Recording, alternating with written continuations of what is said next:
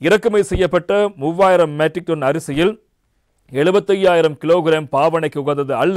5200 matric ton அரிசி இன்று நாட்டை வந்தடையும் என்பதாக வீரகேசரி பத்திரிகை தலைப்பெற்றிருப்பது காரணம். அதே போல இன்றைய தினம் தினகரன் பத்திரிகை தொடர்பான செய்தி வந்திருக்கிறது. தனியார் இறக்குமதியாளர்களால் மனித பாவனைக்கு உதவாத 75,000 கிலோகிராம் அரிசி இறக்குமதி, உடனடியாக திருப்பி பணிப்பு என்பதாக இன்றைய தினம் தினகரன் பத்திரிகை அந்த செய்திக்கு தலைப்பெற்றிருப்பதை நாங்கள் காணக்கூடியதாக இருக்கிறது. இந்தியாவிலிருந்து இறக்குமதி செய்யப்பட்ட 75,000 கிலோ நாட்டரிசி மனித பாவனைக்கு உகந்தது அல்ல என உணவு மற்றும் மருந்து பரிசோதனைகளால் கண்டறியப்பட்டிருக்கிறது. நாட்டில் நிலவும் அரிசி தட்டுப்பாட்டுக்கு தீர்வாக கடந்த 4ஆம் தேதி முதல் அரிசி இறக்குமதி செய்வதற்கு தனியார் இறக்குமதியாளர்களுக்கு அரசாங்கம் அனுமதி வழங்கிய அடுத்து தற்போது இந்த இந்தியாவிலிருந்து அரிசி இறக்குமதி செய்யப்பட்டிருக்கிறது. எனவே அதன்படி கடந்த 4ஆம் தேதி முதல் சனிக்கிழமை வரை தனியார் இறக்குமதியாளர்களால் இறக்குமதி செய்யப்பட்ட 2300 மெட்ரிக் டன் அரிசி சுங்கத்துக்கு கிடைத்திருக்கிறது. அவற்றில் 90% அரிசி சுங்கத்திலிருந்து தற்போது விடுவிக்கப்பட்டிருக்கிறது.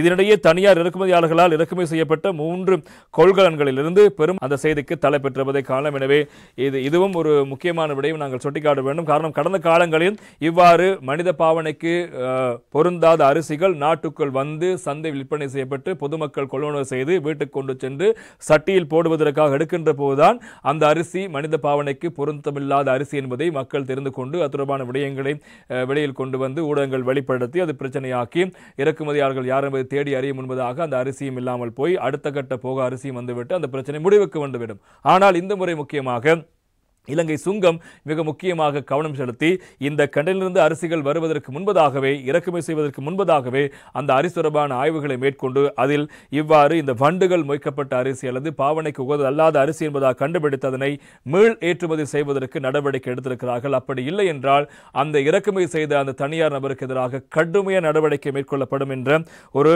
உத்தரவு இப்போது பிறப்பிக்கப்பட்ட நிலையில் இப்போது அவற்றில் அந்த 3 கொள்கலன்களையும் மீண்டும் கொண்டு வந்த நாட்டுக்கே திருப்பி அனுப்புவதற்கான நடவடிக்கை மேற்கொள்ளப்பட்டிருப்பதான செய்தி முக்கியமான செய்தி. நாட்டுக்குள் வர முன் அந்த விடயத்தை மேற்கொண்ட சுங்க திணைக்களத்தின் செயற்பாடு நாங்கள் இங்கே பாராட்டியாக்க வேண்டும். இவ்வாறு இருக்க இன்னும் ஒரு செய்தி இருக்கிறது. தினகரன் பத்திரிகையில் அரசாங்கம் இறக்குமதி செய்யும் 5200 மெட்ரிக் டன் அரிசி இன்று நாட்டுக்கு என்பதாக அந்த செய்திக்கு தலைப்பெற்றுவது நாங்கள் காணக்கூடியதாக இருக்கிறது. அரிசி இறக்குமதி செய்யும் முதலாவது தொகை அரிசி இன்று நாட்டை வந்தடையவிருக்கிறது. அதன்படி முதற்கட்டமாக 5200 மெட்ரிக் டன் அரிசி இன்று நாட்டை வந்தடையும் என வர்த்தக வாணிப கூட்டுத்தாபனம் தெரிவித்திருக்கிறது. அரசாங்கம் கடந்த 4ஆம் தேதி முதல் இவ்வாறு அரிசி இறக்குமதி நடவடிக்கைகளை மேற்கொண்ட நிலையில் இப்போது அரசாங்கம் இறக்குமதி செய்யும் முதற்கட்ட அரிசி இன்று நாட்டுக்கு வரவிருக்கிறது. எனவே அந்த அடிப்படையில் 5200 மெட்ரிக் அரிசி இன்றைய தினம் நாட்டுக்கு கிடைக்கவிருக்கிறது. எனவே வந்தவுடன் ஏற்கனவே 90 விதமான அரிசி வந்த அரிசி 2300 மெட்ரிக் டன்னில் 90 விதமான அரிசிகள் சந்தைக்கு விநியோகிக்கப்பட்டிருக்கிறது.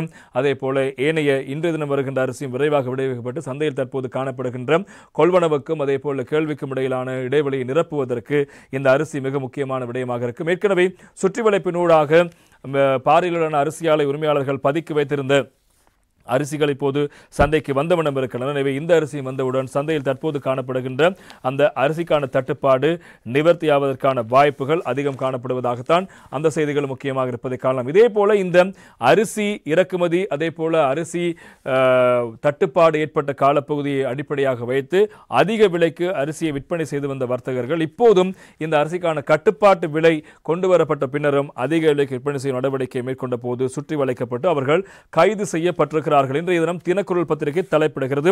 அரிசிக்கான கட்டுப்பாட்டு விலை மீறல் 300 வர்த்தகர்கள் மீது கடும் சட்ட நடவடிக்கை என்பதாக தலைப்பிடப்படுகிறது தினக்குரல் பத்திரிகையில். அரிசிக்கான கட்டுப்பாட்டு விலை தொடர்பான சோதனை நடவடிக்கைகளால் இதுவரை 300க்கும் மேற்பட்ட வர்த்தகர்கள் சட்டத்தின் கீழ் சிக்கியிருப்பதாக நுகர்வோர் அலுவலக அதிகார சபை தெரிவிக்கிறது. கடந்த 10ஆம் தேதி தொடக்கம் இதுவரை மேற்கொள்ளப்பட்ட சுற்றி வளைப்பில் இவ்வாறு கட்டுப்பாட்டு விலையை மீறி அரிசி விற்பனை செய்த 300க்கும் மேற்பட்ட வர்த்தகர்களுக்கு எதிராக நடவடிக்கை எடுக்கப்பட்டிருக்கு. நீதிமன்றத்தினூடாக நடவடிக்கை எடுக்கப்பட்டிருப்பதாக அந்த தகவலும் முக்கியமாக இருப்பதை காணலாம்.